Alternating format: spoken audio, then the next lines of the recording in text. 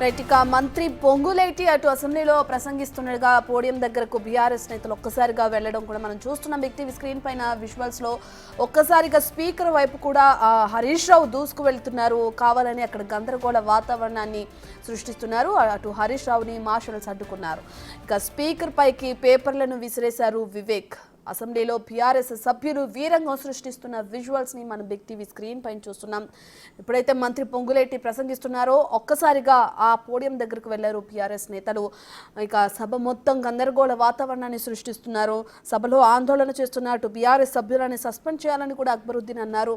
ఇప్పటికే అటు స్పీకర్ కూడా వాళ్ళని ఎంత హెచ్చరిస్తున్నా కూడా ఎక్కడ తగ్గకుండా కావాలని ఆందోళన అలాగే ఒక్కసారిగా అల్లరి సృష్టిస్తున్నారు. ఇప్పుడు మనం చూస్తున్నాం బిగ్ టీవీ స్క్రీన్ పైన విజువల్స్ లో హరీష్ ఏ విధంగా అయితే స్పీకర్ పోడియం వద్దకు వెళ్ళడం, ఒక చేతిలో పేపర్స్ పట్టుకుని అక్కడికి వెళ్ళి గందరగోళ వాతావరణాన్ని ఏ విధంగా సృష్టించడానికి తోసుకుంటూ ముందుకు వెళ్తున్నారో ఆ విజువల్స్ ని కూడా మనం బిగ్ టీవీ స్క్రీన్ పైన చూస్తున్నాం.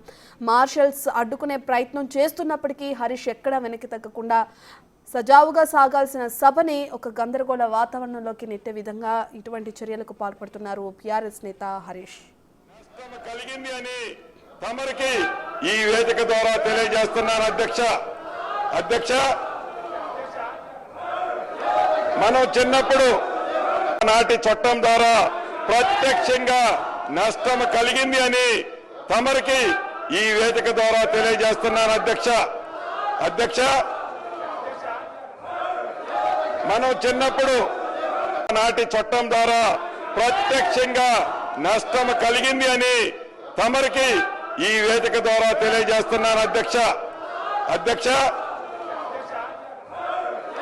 మనం చిన్నప్పుడు నాటి చట్టం ద్వారా ప్రత్యక్షంగా రైట్ ఇక ఇప్పటికే చూసుకుంటే ఏ విధంగా సభ మొత్తం గందరగోళ వాతావరణం నెలకొందో కూడా మనం చూస్తున్నాం. బిగ్ టీవీ స్క్రీన్ పైన పూర్తి డీటెయిల్స్ అందించడానికి మా ప్రతినిధి హేమ అందుబాటులో ఉన్నారు. రైట్ హేమ, ఇప్పటికే చూసుకున్నట్టు స్పీకర్ పైన కూడా వివేక్ పేపర్లు విసురుతూ ఒక గందరగోళ వాతావరణాన్ని సృష్టిస్తున్నారు. సో దీన్ని ఎలా చూడొచ్చు అంటారు? ఎందుకు నిరూపించాలని ఈ విధంగా అసెంబ్లీలో ఈ విధమైన గందరగోళ వాతావరణం కానీ అల్లర్లతో కూడిన వీరంగం సృష్టించడానికి కారణాలు ఏమనుకోవచ్చు అంటారు? దాదాపు 10 ఏళ్ళు గవర్నమెంట్ నడిపి ఎంతో సీనియర్గా ఉన్నటువంటి ఎమ్మెల్యేలు, ముఖ్యంగా బీఆర్ఎస్ ఎమ్మెల్యేలు ఈరోజు అసెంబ్లీలో ఏదైతే తమ తీరు తమ ప్రవర్తన అనేది ప్రస్తుతం రాష్ట్ర వ్యాప్తంగా చర్చనీయాంశంగా మారిందనే చెప్పుకోవచ్చు. ఎందుకంటే అసెంబ్లీ అనేది ప్రజల పక్షాన పోరాటం చేయడానికి, ప్రజల సమస్యలపై మాట్లాడడానికి కానీ, ఒక వ్యక్తి గురించి కానీ వ్యక్తుల గురించి కానీ చర్చించేటటువంటి ప్లేస్ అసెంబ్లీ కాదు. ఇది ప్రతి ఒక్కరికి తెలిసిన విషయమే. అయితే ఈరోజు ఉదయం నుంచి ఒక్కసారి మనం అసెంబ్లీ జరిగినటువంటి సిచ్యువేషన్ చూసుకుంటే ఉదయం మొదటిగా అసెంబ్లీ అయిన వెంటనే గందరగోళం అనేది బీఆర్ఎస్ నేతలు ప్రారంభించారు. ఒకవైపు పొంగులేటి శ్రీనివాస్ భూభారతికి సంబంధించి ఏదైతే బిల్లు ఉందో దానికి సంబంధించి డిస్కషన్ చేస్తుంటే, మరొక వైపు బీఆర్ఎస్ ఎమ్మెల్యేలు మాత్రం వెంటనే నిన్న ఏసీబీ ఏదైతే కేసు నమోదు చేసిందో ఈ ఫార్మల్ కార్ రేస్కి సంబంధించి దానిపైన చర్చ జరపాలి అంటూ డిమాండ్ చేశారు. ప్లకార్డులు పట్టుకొని అసెంబ్లీ లోపలికి కూడా వెళ్ళారు. వెళ్ళిన తర్వాత స్పీకర్ పదే చెప్పారు, మీకు మాట్లాడేటటువంటి అవకాశం కలిగిస్తాము. ప్రస్తుతం ప్రజలకు ఎంతో ఉపయోగపడేది, ముఖ్యంగా రైతులకు ఎంతో ఉపయోగపడేటటువంటి బిల్లు పైన ప్రస్తుతం డిస్కషన్ చేద్దాం. ఇదంతా కూడా ప్రజలకు సంబంధించింది. కానీ ఒక వ్యక్తి కోసం ఇప్పుడు ఈ ఏదైతే బిల్లుకు సంబంధించినటువంటి డిస్కషన్ అనేది ఆపడం జరగదు, మీకు సమయం ఇస్తాము అని చెప్పి పదే చెప్పి రిక్వెస్ట్ చేసి ఎన్నోసార్లు రిక్వెస్ట్ చేసినప్పటికీ కూడా బీఆర్ఎస్ ఎమ్మెల్యేలు మాత్రం సహనం కోల్పోయారు. ఒక్కసారి మనం బిగ్ టీవీ స్క్రీన్ మీద ఎక్స్క్లూజివ్ విజువల్లో కూడా చూడొచ్చు. బీఆర్ఎస్ ఎమ్మెల్యేలంతా కలిసి మొదటిగా అసలు ఈరోజు ఉదయం నుంచి కూడా తమ సీట్లలో కూర్చోకుండా నేరుగా నిల్చొని నిరసనలు తెలుపుతున్నారు. తమతో పాటు తీసుకొచ్చినటువంటి ప్లకార్డ్స్ ఏవైతే ఉన్నాయో వాటిని చూపిస్తూ నిరసన తెలుపుతున్నారు. యాక్చువల్లీ అసెంబ్లీ లోపలికి ప్లకార్డ్స్ కానివ్వండి, లేదంటే ఇతర ఏదైతే పేపర్స్ ఉంటాయో అవి అలో ఉండదు. ఆల్రెడీ వీళ్ళంతా సీనియర్ ఎమ్మెల్యేలుగా ఉన్నారు. బీఎస్సీ మీటింగ్లో కానివ్వండి, లేదంటే ఎప్పుడైతే శిక్షణ తరగతులు జరుగుతాయో ఆ సమయంలో కూడా చెప్తారు. కానీ ఒక్కసారి మనం వీడియోలో చూస్తే వాళ్ళ చేతుల్లో ప్లకార్డ్స్ అనేవి కనిపిస్తున్నాయి. ఇక మొదటిగా కాసేపు దాదాపు ఒక 5 నిమిషాలు నిరసన అసెంబ్లీ 5 నిమిషాల పాటు అనంతరం ఒక్కసారిగా అప్పటిదాకా సైలెంట్ గా ఉండి అటు ఇటు చూస్తున్నటువంటి మాజీ మంత్రి హరీష్ రావు అక్కడ ఉన్నటువంటి బీఆర్ఎస్ నేతలందరినీ కూడా ప్రొవోక్ చేశారు. తన ముందే ఉన్నటువంటి వివేక్, బీఆర్ఎస్ ఎమ్మెల్యే వివేక్ ఎవరైతే ఉన్నారో తనని నెట్టుకుంటూ మిగతా వాళ్ళందరినీ కూడా రండి అంటూ సైగ చేసుకుంటూ ఒక్కసారిగా స్పీకర్ టేబుల్ దగ్గరికి వెళ్ళడానికి కూడా ప్రయత్నించారు.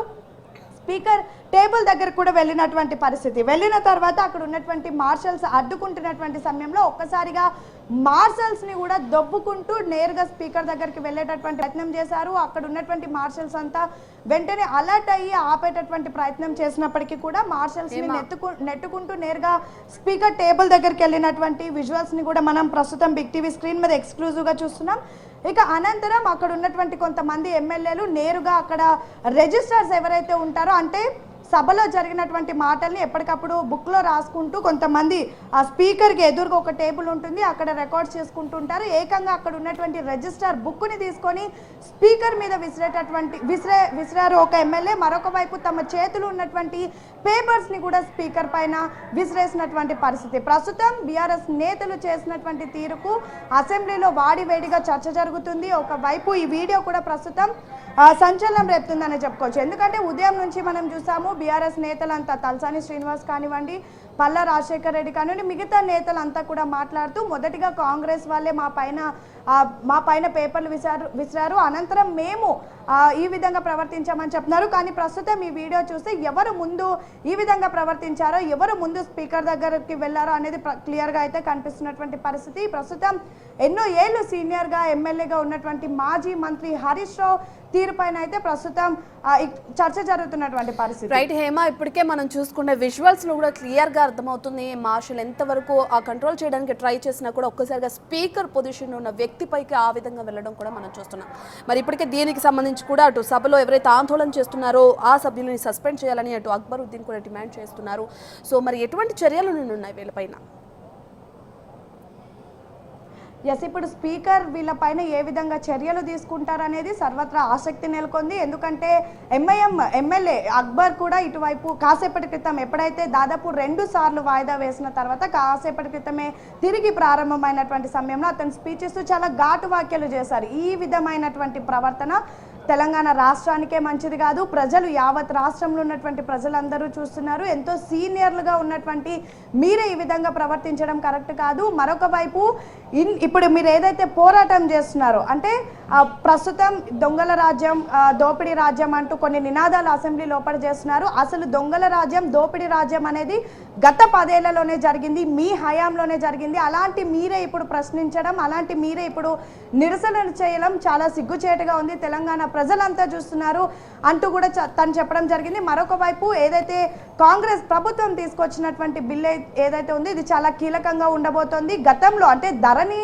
యాప్ వల్ల, ధరణి అనే ఒక స్కీమ్ వల్ల ఎంతో మంది రైతులు నష్టపోయారు, ఎన్నో భూములు కూడా బదలాయింపులు జరిగాయి, ఎంతో మంది నేతలు భూములు మింగేశారు. ఇలాంటి వాటిని అన్నిటిని కూడా సెట్ చేస్తూ ప్రస్తుతం కాంగ్రెస్ ప్రభుత్వం ఒక అడుగు ముందుకేసింది. భూభారతి ఒక కొత్త స్కీమ్ని కూడా తీసుకురాబోతుంది. దీన్ని మన అందరం సపోర్ట్ చేయాలి, అలాంటిది మీరు వ్యతిరేకించడం చాలా సిగ్గుచేటు అంటూ ఘాటు వ్యాఖ్యలు చేశారు. మరొక వైపు స్పీకర్ని కూడా అనేక సార్లు డిమాండ్ చేశారు. ఉదయం నుంచి కూడా బీఆర్ఎస్ నేతలు ఎప్పటికప్పుడు కూడా సభని మొత్తం డిస్టర్బ్ చేస్తున్నారు. సభకు సంబంధించినటువంటి ఏదైతే విధి విధానాలు ఉంటాయో వాటన్నిటిని కూడా బ్రేక్ చేస్తున్నారు. వెంటనే వీళ్ళందరినీ సస్పెండ్ చేయాలి, లేదంటే వెళ్ళి వాళ్ళ సీట్లలో కూర్చోమని చెప్పండి. ఉదయం నుంచి కూడా ఎవరిని మాట్లాడనియకుండా ఒక వ్యక్తి కోసం పోరాటం చేయాలంటూ చాలా దారుణంగా మాట్లాడుతున్నారు. అసెంబ్లీ అనేది, ప్రభుత్వం అనేది ఒక వ్యక్తి కోసం కాదు, యావత్ రాష్ట్రం కోసం, యావత్ ప్రజల కోసం.